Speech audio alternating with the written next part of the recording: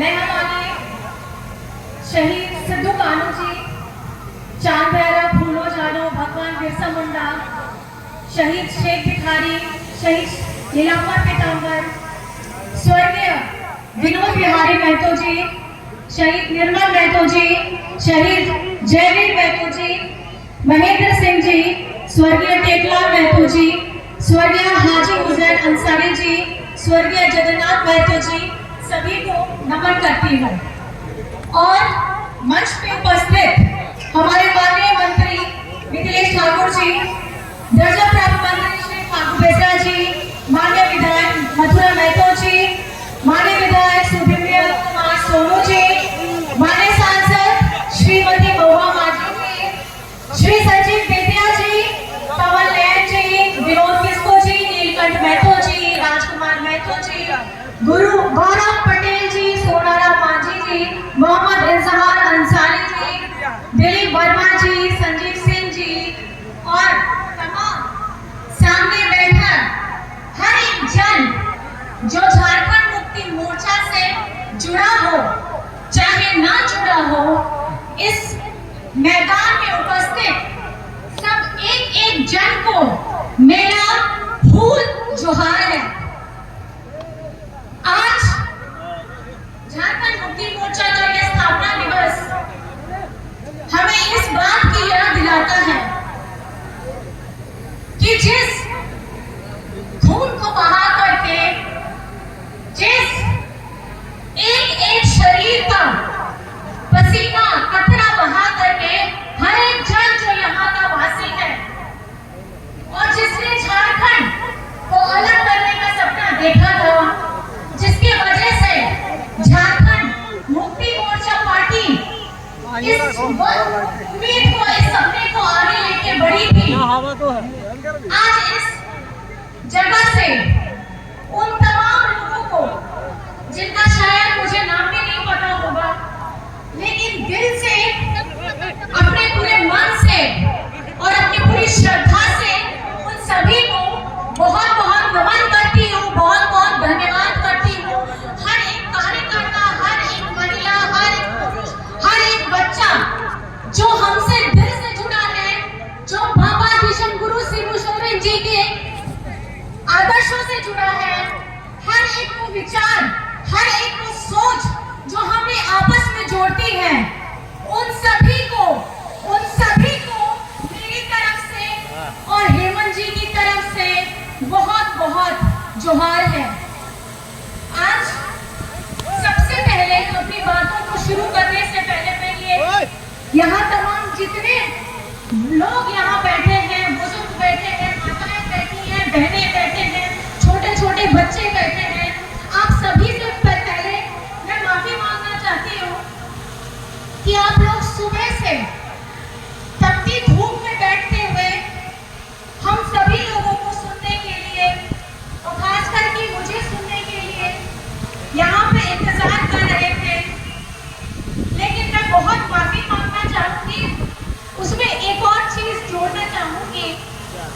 हफ्ते में सिर्फ एक दिन होता है हेमंत जी से मिलने के लिए और कहीं ना कहीं वो दिन आज का होता है।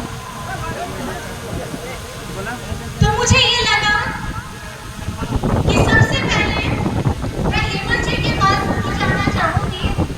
इस कीमती समय को जो हफ्ते में मुझे सिर्फ एक बार मिला है, उनकी अपनी बातों को रखना और उनके मन में जो विचार चल रहे हैं पिछले एक हफ्ते से, उनको सुनना और सुन करके आप सभी को ये मैं बताने के लिए आई हूँ कि आपका बेटा, आपका भाई,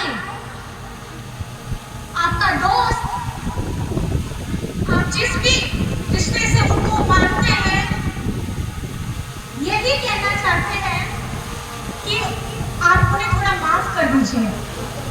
माफ इसलिए कर दीजिए कि उनका जो सोच था झारखंड में 2019 आपके जनादेश मिलने के बाद, आपने उन्हें वो जगह बैठाई, उन्हें वो ताज दिया कि आपके हर एक वर्ग के लिए वो काम कर सके। करके, लेकिन पिछले 2 महीने से वो जेल के अंदर है। सजा क्या है? सजा सिर्फ हेमंत जी को इसलिए दिया गया है क्योंकि वो अपने गरीब जनता के लिए काम करना चाहते थे। उनके सारे के सारे कार्यक्रम जन कल्याण के लिए होते थे। आपका कोई भी वर्ग हो, स्टूडेंट हो, महिला वर्ग हो, बुजुर्ग हो, आप अगर देखेंगे यहाँ पे पूरी लड़ी लग जाएगी सारी योजनाओं की जो झारखंड में झारखंड में सब जगह में फैलाई गई है। और ये सिर्फ पिछले 4 सालों में पूर्ण बहुमत आने के बाद, हमारे गठबंधन के आने के बाद और आप लोगों के आशीर्वाद के बाद ये हुआ था। लेकिन हमारे जो तानाशाह लोग बैठे हैं, केंद्र में बैठे हैं, उनको कतई पसंद नहीं आता है कि कोई भी आदिवासी, दलित, अल्पसंख्यक, वंचित समाज से अगर उभरता हुआ कोई आदमी आ रहा है और अपने झारखंड के विकास के लिए काम करना चाहता है तो इन लोगों से बर्दाश्त नहीं होता है। झारखंड में पहले भी सरकारें रही हैं, लेकिन सबसे ज्यादा सरकार जो समय लिया है वो भाजपा ने लिया था। इनको यही डर था कि पिछले 20 सालों से इनसे कोई काम नहीं हुआ। आज एक आदिवासी मुख्यमंत्री आके बैठ गया है। अरे ये तो बोका है, इससे कुछ ना होगा। आदिवासी का बच्चा है, क्या समझ में आता है? कुछ समझ में नहीं आता। लेकिन आज पूरे गर्व के साथ मैं ये कहती हूँ कि आपका अपना भाई जिस तरह से झारखंड को पहला राज्य है, जब कोरोना हुआ था तो इसी मुख्यमंत्री ने, इसी आपके बेटा ने हमारे अपने मजदूरों को दूसरे राज्यों से ट्रेन से, बस से, हवाई जहाज से उस वक्त लेकर के आया जब हमारी केंद्र सरकार में जितने मंत्री बैठे थे, जितने किसी ने भी आगे बढ़ करके काम नहीं किया। ये वो व्यक्ति है, ये वो बेटा है जिसने सिर्फ हमारे यहाँ के देश, हमारे झारखंड के लोगों के लिए, जिसके बारे में सोचने वाले लोग सिर्फ एसी के कमर में बैठते हैं। कोरोना के समय सबने खिड़की दरवाजे बंद कर लिए, फेसबुक, ट्विटर ऑन हो गया, इंटरनेट की मात्रा तेज हो गई, फ्री का डेटा बढ़ने लगा। किस लिए? अरे कोरोना ना हो जाए, भीषण बीमारी है, दूरी बना के रखिए। लेकिन आपका अपना बेटा अपनी जान जोखिम में डालकर अपने घर में हम लोगों को अलग करके बाहर के कमरे में रहता था। किस लिए रहता था? सिर्फ अपने लोगों के लिए जो बाहर से आ नहीं पा रहे हैं उनकी मदद के लिए। जो गरीब जिसको खाना नहीं मिलता था उनको खाने का प्रबंध कराया गया, बाहर से लोगों को लाया गया, जिसकी यहाँ के बड़े बड़े नेता जो बोलते हैं ना कि हमने किया। शुरुआत सोच किसकी थी? आपके अपने बेटा की थी, आपके अपने हेमंत सोरेन जी की थी। और झारखंड वो राज्य है जहां से आप लोगों को पता होगा कि ऑक्सीजन की सप्लाई भी करने वाला कोरोना के समय में सबसे पहला झारखंड ही था जो अपने राज्य को भी मरीजों में जो हमारे स्वास्थ्य लोगों को संबंधित कठिनाइयां हो रही थी, ऑक्सीजन टैंक की कठिनाइयां हो रही थी, अपने राज्यों को भी उपलब्ध कराया, दूसरे राज्यों में भी भेजा। ये वो हेमंत सोरेन है, ये वो बेटा है जिसने यहाँ के हर एक वर्ग के लिए उस समय काम किया जब सरकार बनते ही 2 साल तक यहाँ आपको पूछने वाला कोई नहीं था। सब अपने घर में अपने परिवारों के साथ सुरक्षित रहते थे, अपने घर में अपने परिवार के साथ इसलिए सुरक्षित रहते थे कि मुझे कुछ ना हो जाए। लेकिन ये मास्क पहन के, क्योंकि कोरम पूरा करना था, डेकोरम पूरा करना था, अगर मुख्यमंत्री उस समय वो मास्क नहीं पहनेगा तो बाकी कोई भी नहीं पहनेगा।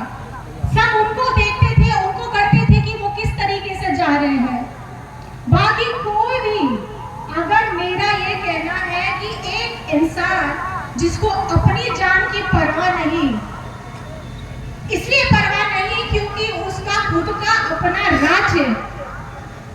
भूखे न सोए, अपनों से बिछड़ना का तकलीफ न सहे, ऐसा इनको बिल्कुल बर्दाश्त नहीं था, क्योंकि खून इनका डीएनए आदिवासी वाला है।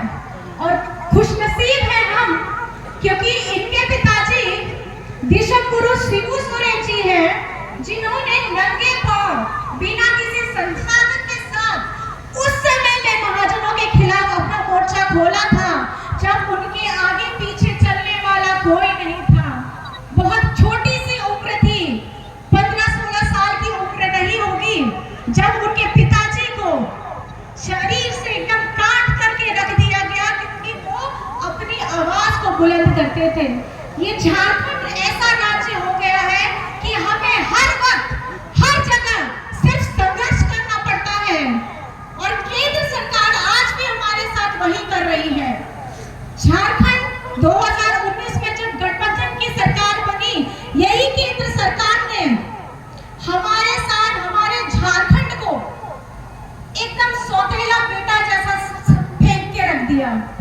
जहां भाजपा शासित राज्य है, वहां सारी योजनाएं सेंट्रल से सब जाती थी। यहाँ पर में खास करके झारखंड में पूर्व की सरकार जब गई, तो यहाँ का धन ठन गोपाल हो गया, सारे पैसे खत्म हो गए। कहाँ डाला, कौन सी योजना डाली कि अभी तक विकास नहीं किया था इन्होंने। बात करते हैं कि हमने 5 साल पूरा किया, हमने 5 साल का कार्यकाल पूरा किया। ठीक है, मानते हैं 5 साल का पूरा कार्यकाल किया, लेकिन कार्यकाल में क्या किया? आपने यहाँ के लोगों के बारे में कभी सोचा? उनकी उन्नति के बारे में कभी सोचा? उनकी शिक्षा के बारे में कभी सोचा? कभी उनके अधिकारों के बारे में कभी सोचा? लेकिन आप लोगों को तकलीफ इसलिए हो जाती है क्योंकि आप लोगों को हमेशा हम झारखंडियों को नीची नजर से देखते हैं कि ये अनपढ़ है, ये गंवार है, ये मूर्ख है, और ये कुछ इसके दिमाग में होगा ही नहीं कि झारखंड को आगे कैसे बढ़ाना है, इस पे ये कैसे काम करेगा।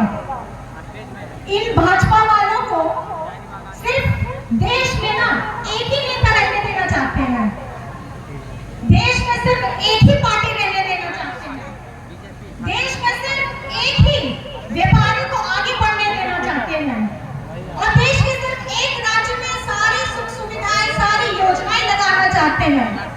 एक राज्य की भाषा संस्कृति को ज्यादा उन्नति देना चाहते हैं, लेकिन यही एक रट लगाने वाले लोगों को हमारे इस देश में एक समान न्यूनतम मजदूरी लगाने में दिक्कत है, एक समान शिक्षा उपलब्ध कराने में इनको दिक्कत है, एक समान नजर से इस देश के सारे राज्यों को देखने में दिक्कत है,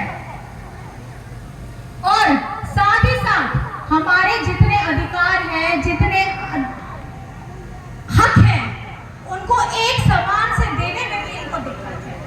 बात ये लोग बहुत बड़ी बड़ी करते हैं, लेकिन होता है सिर्फ ठन गोपाल।